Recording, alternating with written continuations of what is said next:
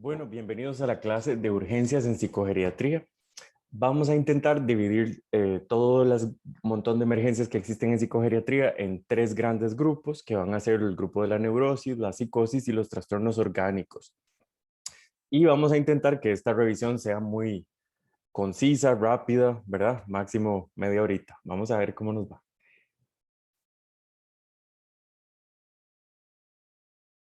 Muy bien. Entonces, ¿en qué consisten estos grupos? Bueno, el primer grupo se llama neurosis porque justamente empieza como a nivel mental. ¿Ven? Son los problemas que le pueden dar a cualquier persona, no importa si tiene o no antecedentes heredofamiliares. Generalmente se producen por una causa en especial, ¿verdad? No sé, que tengan un problema eh, con su relación de pareja, un problema en el trabajo, que les haya ocurrido algún accidente de tránsito, alguna cosa muy fea, y entonces empiezan a tener síntomas de tristeza y eso va a evolucionar a una depresión, o empiezan a tener pensamientos como de que esto es una tragedia, que por qué me pasó a mí, que me va a volver a pasar, y entonces se produce un trastorno de ansiedad. También están los trastornos de adaptación, que eso nada más es cuando hay un conflicto ahí, ¿verdad? Como una situación que uno todavía no se ha organizado bien, y también pueden entrar algunos tipos de insomnio.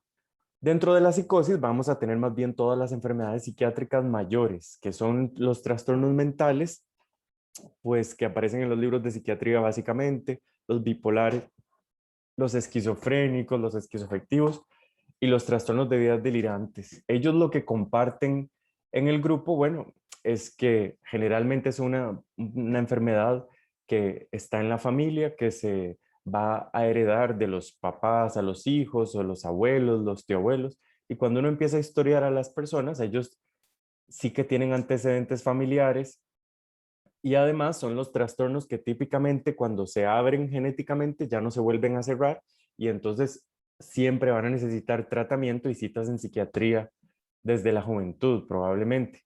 Los trastornos orgánicos son ya las enfermedades del cerebro propiamente dichas, entonces generan síntomas que se llaman neuropsiquiátricos. Entonces no tienen nada que ver ni con problemas emocionales, ni tienen nada que ver con enfermedades psiquiátricas clásicas, ¿verdad? Entonces ahí puede entrar la demencia, el retardo mental y todos los tipos de psicosis, ¿verdad? Que son orgánicas, por Parkinson, epilepsia, por medicamentos. Ujú. La neurosis entonces es el primer grupo, y aquí lo que tenemos que recordar es esta palabra, conflicto intrapsíquico. Entonces, un conflicto intrapsíquico lo que significa es que hay dos partes del aparato mental que se están ¿verdad? Contraponiendo. Entonces, generalmente, ¿verdad? El aparato psíquico lo que tiene son tres actores nada más. El yo, que es el que habla, el que pide, el que quiere cosas, ¿verdad? A veces se llama también ego, ¿verdad? El ego es lo que nos separa de las demás personas, lo que hace que yo sea yo y usted sea usted y cada persona por separado. Pero el yo es la parte, digamos, consciente, y la parte consciente es una parte muy pequeña de todo, ¿verdad? La mente. Y ahí también actúan el super yo, que es como todo lo que usted absorbe de su familia, de sus papás, todas las reglas sociales, todo lo que lo que le dice cómo debería ser usted, qué es lo que debería hacer, ¿verdad? Todas estas necesidades mentales de estabilidad económica, éxito profesional, ¿verdad? Belleza física, todo eso es el super yo. Y el ello es más bien la parte biológica, la parte de los impulsos. Entonces ahí vienen todos los impulsos sexuales, las ganas de comer, todo lo que es como biológico. Entonces es difícil, ellos a veces no se ponen de acuerdo, porque usted quiere, no sé, comer un montón y además verse bien, y entonces físicamente tiene estos estereotipos, y entonces se empieza a tener estos conflictos intrapsíquicos. Pero eso puede ocurrir también con problemas más laborales, por ejemplo, que a usted no le gusta su trabajo, que le hagan bullying, que lo maltraten, pero usted no tiene otra fuente económica, entonces le va generando neurosis, ¿ven? Van generando un conflicto entre lo que quiero ser y lo que me hace sentir esto, ¿sí? O qué tanto aborrezco yo esta situación, pero no la puedo soltar, ¿ven? Entonces un mal matrimonio también funciona así. Entonces, ¿qué es la depresión? Bueno, aquí nada más saber que la depresión empieza con un montón de pensamientos. Generalmente los pensamientos son de algo que ocurrió en el pasado, y la persona lo que hace es lesionarse, ¿ven? Entonces usted empieza a pensar que ¿por qué me pasó esto? ¿Por qué soy tan tonto? ¿Por qué no lo logré hacer bien? ¿Por qué no? ¿Verdad? Y entonces los pensamientos le van dando vuelta y vuelta y usted no puede dejar de pensar en eso. Y el pensamiento se va metiendo en el cerebro, llega al hipotálamo, la hipófisis y produce cambios a nivel de todo el organismo.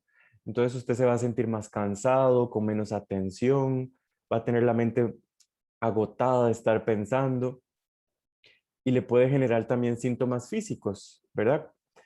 Por ejemplo, fatiga, ¿verdad? Pérdida de la concentración, genera también desesperanza, tristeza, llanto incoercible.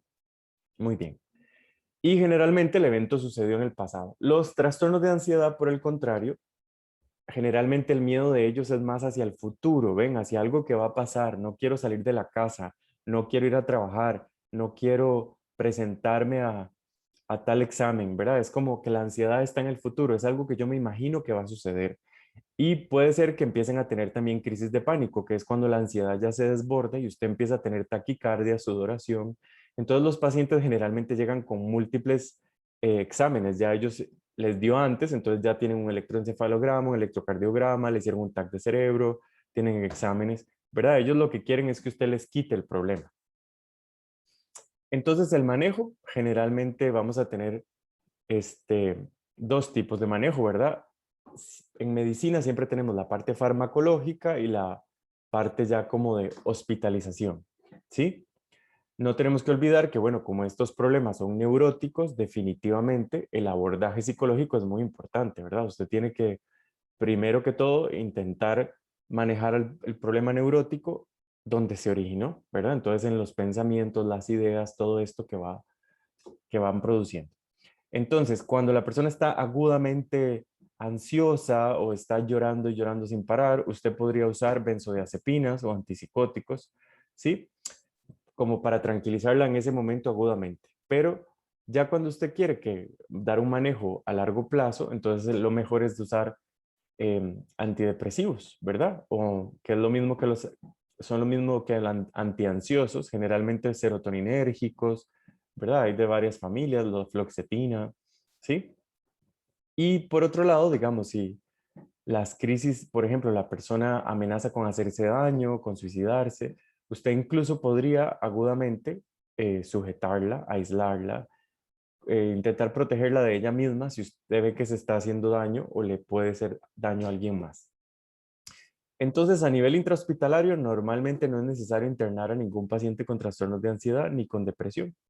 Solamente cuando las ideas ya se empiezan a poner peligrosas. ¿Ven? Entonces hay unas ideas que se llaman ideas de muerte, que las ideas de muerte nada más es que el paciente quiere desaparecer, esfumarse, no despertar, ¿sí? Eso lo dicen mucho y siempre es como una fantasía, ¿verdad? De que voy a desaparecer y nunca más voy a tener este problema. Pero cuando ya el paciente empieza a meditar sobre eso, a hacer un plan estructurado, entonces ya eso se llama ideas suicidas. Cuando dice voy a hacerlo así, a esta hora, tal día, en tal momento. Entonces ya las ideas suicidas sí son una emergencia en psiquiatría y sí tenemos que internarlas. También las ideas homicidas, ¿verdad? Muchas veces los pacientes deprimidos dicen como que tienen hijos pequeños, entonces los van a matar para que ellos no sufran, ¿sí? O cuando el paciente está psicótico y entonces ya empieza a pensar. Generalmente las ideas psicóticas de depresión son nihilistas, entonces siempre dicen como que se están pudriendo por dentro, que les huele feo el aliento, que sudan, ¿verdad? Ellos empiezan como a hablar de que tienen enfermedades, un tumor cerebral o ratas que tienen el intestino. Ujú. Y cuando ya la persona se pone psicótica o tiene ideas suicidas, el ingreso al hospital puede ser voluntario o involuntario, ¿verdad? Ya eso uno se los ofrece, pero si el paciente no quiere internarse, usted lo puede internar en contra de su voluntad siempre y cuando esté justificado porque se quiere suicidar. El suicidio ya como idea en realidad es como una trampa, porque hay muchísimas personas que utilizan el suicidio como un método como para manipular a los familiares. Entonces, ustedes van a ver que hay muchas personas que por ejemplo, que tratan de hacer un intento, pero de repente está toda la familia, o saben que alguien va a llegar, o se toman solo 10 pastillas y hacen todo un drama, ¿verdad? Entonces, es muy doloroso porque la familia a veces sí está muy preocupada y el paciente nada más no está haciendo como un berrinche, ¿verdad? Entonces, hay que cuidarse de eso. Hay muchos em, suicidios que están, por ejemplo, dedicados, donde la persona escribe una carta, pero le cuenta a alguien o hace el intento para que la otra persona, para castigarla, ¿verdad? Y generalmente de lo que llega al hospital psiquiátrico y lo que llega al Blanco Cervantes, ¿verdad? Muchos son como para intentar comunicarle a la familia, ¿verdad? Que están descontentos por alguna situación. Generalmente entonces se considera la solución al sufrimiento, es la evadía de la fantasía de evadir los conflictos. Y en el Congreso de Suicidio, ¿verdad? Hace como 3 años dijeron que el 58% no le dice a nadie, es muy difícil que si usted ya de verdad está planeando el suicidio, que le vaya contra alguien. Los intentos suicidas son muchísimo más frecuentes en las personas jóvenes, sobre todo en las mujeres, pero los ancianos, hombres, divorciados, separados, son los que más se suicidan, más si tienen una alta escolaridad. Muy bien.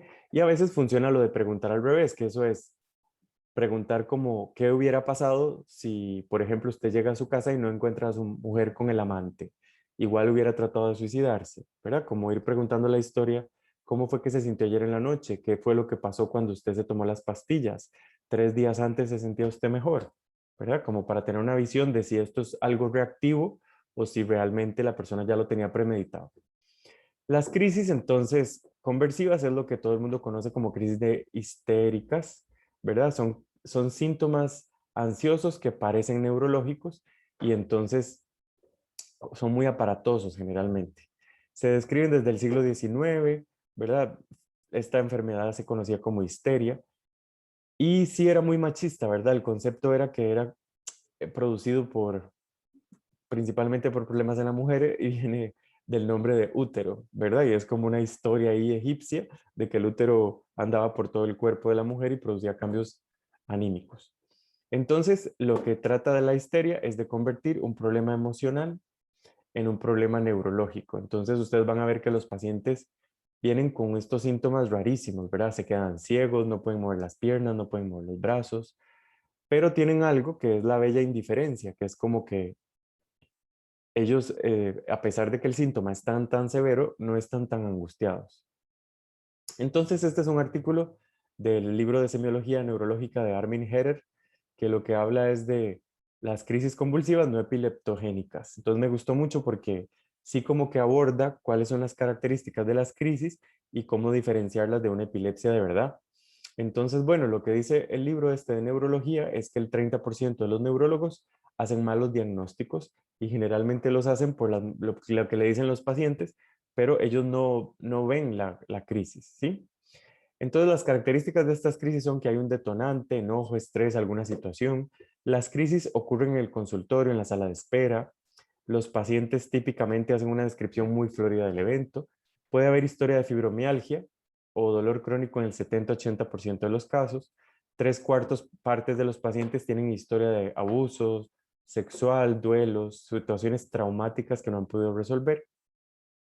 Autocomiseración y magnificación de los síntomas. No se caen cuando tienen la convulsión y si se caen entonces se van como resbalando despacito por la pared. Astasia vásica, que es una forma como de caminar, como una bailarina cuando se sienten mal. No existe confusión posictal o es muy corta. No existe defecación ni incontinencia, no se da durante el sueño y no hay lesiones físicas, suturas, fracturas, a pesar de tener años de ser epiléptico. También tienen esto que se llama respiración estertorosa posictal.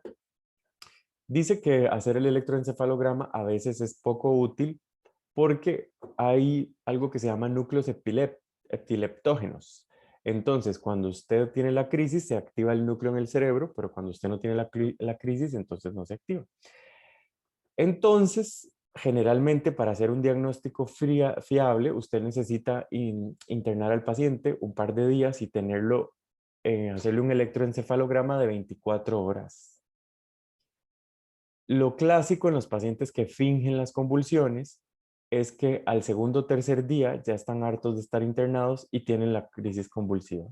Generalmente la tienen en la noche y producen esta pseudocrisis, pero el electroencefalograma, a pesar de que usted en video vea a la persona convulsionando, en el electroencefalograma no se ve. Y además habla de que las crisis tienen unos signos muy raros, ¿ven? Como pistótonos, que es que se tira la cabeza para atrás, tartamudeo, llanto. Pueden responder preguntas durante la crisis y después de la crisis pueden quedar hablando muy bajito, como si estuvieran enfermos de la garganta, ¿verdad? Como que para que se vea muy dramático. Para el diagnóstico de las pseudocrisis no sirven las pruebas neuropsicológicas y el diagnóstico generalmente es por exclusión. Se habla de que a mayor educación va a ser mejor el pronóstico cuando acaban de comenzar y cuando la personalidad es más madura, ¿verdad? Entre más este, armas tenga usted para enfrentar los problemas emocionales, menos va a ser posible que haga crisis convulsivas. Conversivas. La psicosis, bueno, la psicosis es del segundo grupo, ya habíamos hablado de que era un trastorno genético, ¿verdad? Y entonces eso sí les tiene que quedar claro, ¿verdad? Que este es un problema genético hereditario, ¿sí? Entonces, bueno, la psicosis es nada más alucinar, tener delirios. En personas jóvenes, generalmente uno primero lo que tiene que descartar son drogas, ¿verdad? Que si está drogado con alguna de estas MD, ayahuasca, marihuana, LSD, ¿verdad? Cualquiera de las drogas pueden producir un mal viaje, ¿verdad? Pero si ya eso está descartado, entonces usted tiene que saber si la psicosis es de un origen psiquiátrico, ¿verdad? Por una enfermedad psiquiátrica mayor o es un trastorno orgánico, ¿verdad? Como una lesión cerebral o fiebre, deshidratación, problemas eh, hepáticos, ¿verdad? ¿Qué es lo que le está generando la encefalopatía? Entonces, bueno, la psicosis tienen que saber que es la manifestación más grave de desequilibrio mental. Generalmente todos los pacientes psicóticos, ¿verdad? Tiene que valorarlos, estar seguro de que no es algo agudo, porque si fuera una situación física, es mortal, ¿verdad? La psicosis es una manifestación de un delirium, que es un síndrome que vamos a ver después. Produce delirios y alucinaciones. Es importante entonces conocer la historia longitudinal, cuándo fue que comenzó, le empezó en la juventud, cómo eran las alucinaciones en la juventud. A veces me ha pasado ver esquizofrénicos que llegan con una meningitis y con problemas agudos, pero entonces como es esquizofrénico lo mandan a psiquiatría como si no fuera posible que un paciente mental tenga alguna enfermedad cerebral, ¿verdad? Entonces hay que hacer el examen físico también. Saber si es un trastorno psiquiátrico mayor, ¿verdad? Que generalmente empiezan en la juventud. Y es raro, por lo menos en adultos mayores, que sea una psicosis de novo, ¿verdad? Por primera vez en un anciano. El manejo de las descompensaciones psicóticas, entonces, ¿cuál es la causa, verdad? Historia longitudinal, examen mental, examen físico, laboratorio y gabinete. En niños y ancianos hay que descartar un delirium y en jóvenes más que todo drogas. Muy bien. Para el manejo, entonces, generalmente se usan los antipsicóticos y las sujeciones, igual que hablamos anteriormente. El tercer grupo, que es el más importante, ¿verdad? O el que tienen que descartar de primero, son los trastornos orgánicos. ¿Por qué es el más importante? Porque es donde se mueren más los pacientes. Entonces necesitamos descartar que no sea un problema cerebral, digamos, una situación que esté atacando directamente el cerebro. La causa más frecuente es el delirium, que es lo que se llama un síndrome confusional agudo, y es todo un síndrome. El delirium, entonces, tenemos que diferenciarlo del delirium tremens y los delirios. Ven, cuando usted habla de delirios, nada más son ideas, ideas que no están en la realidad, ¿verdad? Como que tengo millones de dólares guardados en el banco y que tengo múltiples propiedades, que soy familia de gente famosa, ¿verdad? Que la gente me está persiguiendo, que alguien me quiere matar, todo eso son delirios. El delirium tremens es las crisis que le dan a los alcohólicos cuando usted justamente les quita el alcohol y entonces ellos empiezan a tener alucinaciones más que todo táctiles, ¿verdad? Y visuales. Ellos empiezan a ver manchas, luces, sienten unos bichos que les suben por el cuerpo y se cura con darle un poquito de alcohol, diazepam, que es lo mismo, ¿verdad? Algo que les cede un poquito el cerebro y entonces ellos vuelven a la estabilidad de antes. Y el delirium tremens, generalmente, bueno, el paciente puede venir oliendo alcohol, todo tostado por el sol. Generalmente son personas que toman muchísimo, ¿verdad? O que tienen un problema de alcoholismo de larga data. El delirium, ven, como síndrome, generalmente es algo agudo, va a ocurrir por un problema em, como inmediato, ven, la persona estaba bien y de un día para otro empieza a alucinar, habla incoherencias, dice cosas que no son reales, se desnuda, camina, está más agresivo, ¿sí? Entonces, por ejemplo, este es un caso típico. Ven, este señor tiene 71 años y tiene un cuadro de 2 días de evolución. Así se lo dice a usted a la familia. Empezó el sábado, o empezó ayer, el miércoles, o el jueves en la tarde. No tiene antecedentes médicos previos, o sí, ¿verdad? Pero generalmente si tiene antecedentes pueden ser cualquier cosa, ¿verdad? La familia dice que a veces se le olvidan las cosas, que se equivoca cuando conduce, ¿verdad? Como que ya había una situación ahí cerebral de base. Tiene desorientación, confusión, alucinaciones visuales de sombras. ¿Ven? Las alucinaciones no son estructuradas y empieza a tener fiebre. Entonces, tenía 38,1, que tampoco es tanto, y dolor a la palpación suprapúbica. Le hacemos el examen general de orina y, bueno, nitritos leucos, ¿verdad? Entonces, tenemos que hospitalizarlo, ¿verdad?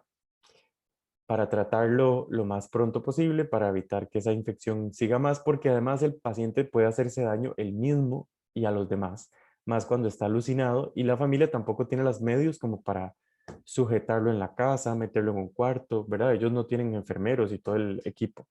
Muy bien. Dice que se intentó fugar del hospital, que decía que las enfermeras lo tenían secuestrado y le pusieron aldol intramuscular, con lo que se durmió y lo encontraron muy, muy sedado. ¿Ven? Entonces, eso pasa también frecuentemente. Los deliriums pueden hacer a veces hiperactivos, a veces hipoactivos, a veces mixtos. Sí, el mixto es el más frecuente, como vamos a ver en unas cuantas diapositivas. Pero bueno, ¿por qué esto es un problema? Porque genera del 14 al 56%, ¿verdad? De los ingresos hospitalarios. La mortalidad es altísima. Ven, ahí dice que es de un 25 a un 33, pero entre más deliriums tiene usted en el año, más probabilidad de morirse. Si usted ya tiene como 3 deliriums, ya es casi un 80, ¿verdad? Las consecuencias es que la persona se puede morir, que le empeora todas las otras enfermedades, produce deterioro funcional, estancias hospitalarias, gastos en salud, traslados. Las personas ya no quieren tener al viejito en la casa porque les da miedo y sobrecarga a los cuidadores. En ancianos produce el 30%, hasta el 30% de las emergencias en hospitales geriátricos. Ahí dice que hasta el 24% de ingresos se dan un 56 durante la hospitalización, hasta un 53 después de operarse de alguna cirugía. En residencias de ancianos son 60, cuidados intensivos hasta un 90 y cuidados paliativos 83, ¿verdad? Entonces es súper común. El delirium entonces es una alteración de la conciencia y trastornos cognitivos que se instauran en un periodo corto de tiempo y tiende a ser fluctuante. Es un síndrome cerebral orgánico de etiología multifactorial. La idea es que es una manifestación que parece psiquiátrica, pero el problema está a nivel cerebral. Entonces ahí es donde hay que buscarlo y tratarlo. Entonces, ¿cuáles son las piezas básicas del diagnóstico? Que bueno, que tiene un inicio agudo, que el curso es fluctuante, como les dije, a veces hiperactivo, generalmente en la noche es donde se ponen peor y es donde la familia se vuelve loca, no sabe qué hacer. Desatención, ¿verdad? Ellos no tienen la capacidad para concentrarse, entonces usted les puede preguntar cosas y ellos no logran responder adecuadamente. El pensamiento desorganizado, alteraciones de la conciencia. Aquí tenemos los tipos de delirium, tenemos el hiperactivo, el hipoactivo y el mixto. El hiperactivo en realidad es el menos frecuente y además es el que tiene más sobrevida, porque las familias traen a los pacientes porque no los pueden tener en la casa, están muy agresivos, se desnudan, se desvisten.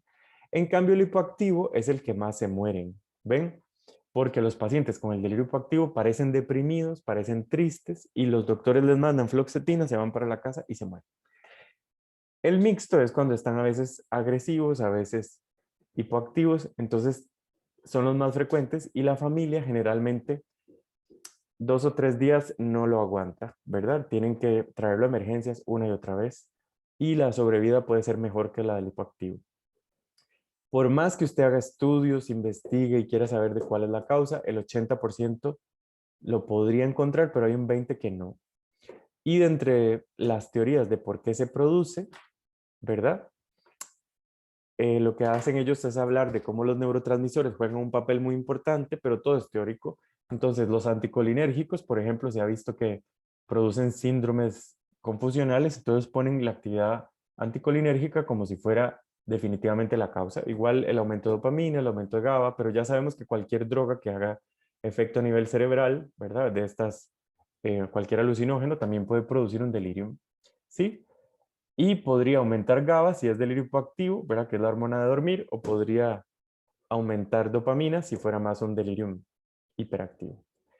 ¿Cuáles son los factores de riesgo? ¿Por qué a los viejitos les da tanto el delirium? Bueno, porque el cerebro ya no es igual, ¿verdad? Ellos usan un montón de medicamentos, además tienen unas insuficiencias hepáticas, renales, funcionales, ¿verdad? Como relacionadas con la pérdida de células, entonces cada vez ellos pueden trabajar menos todas estas drogas y toda esta polifarmacia, los desequilibrios hidroelectrolíticos. El cerebro además hay menos neuronas, ellos no pueden enfrentar el problema, no se puede, la homeostasis va a cambiar. ¿Es más frecuente el delirium en pacientes con demencia? Definitivamente.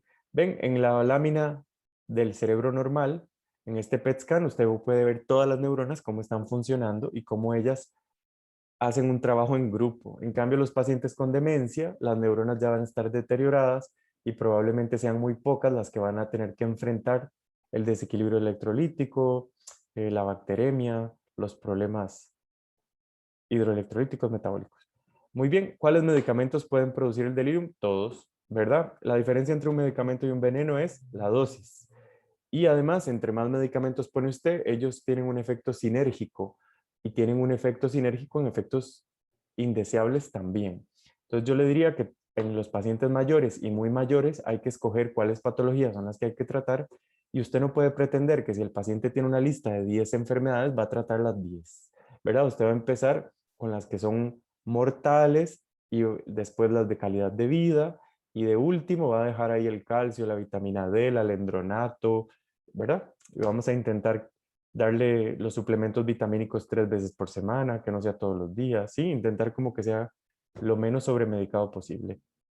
El diagnóstico muy fácil, ¿verdad? Historia clínica, examen físico, examen mental y buscar los factores predisponentes y precipitantes. Entonces, ¿qué fue lo que pasó? Tuvo diarrea, está comiendo muy poquito, tiene un problema, ya tenía infecciones a repetición, ¿verdad? ¿Cuáles son los factores? Está muy desnutrido, no hace ejercicio, tiene muy poca calidad de vida.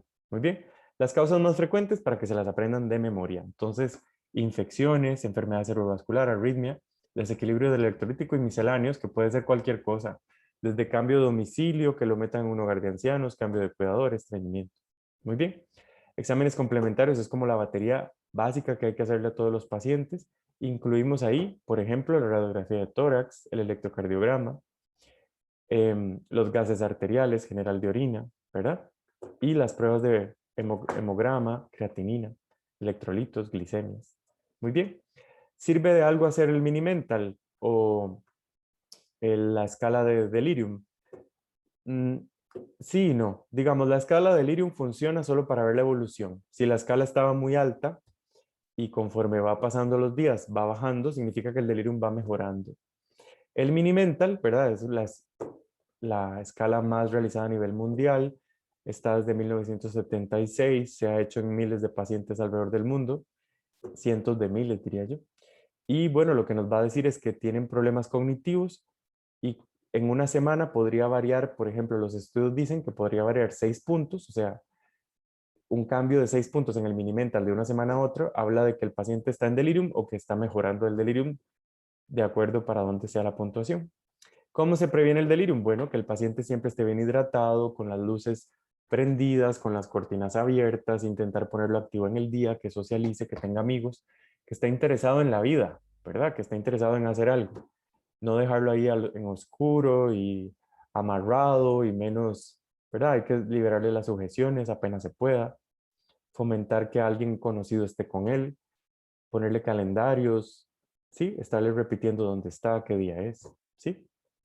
Y evitar sobremedicarlo sobre todas las cosas. Muy bien, muchas gracias. Esta fue la clase de emergencias en psiquiatría y fue algo así rápido y al punto.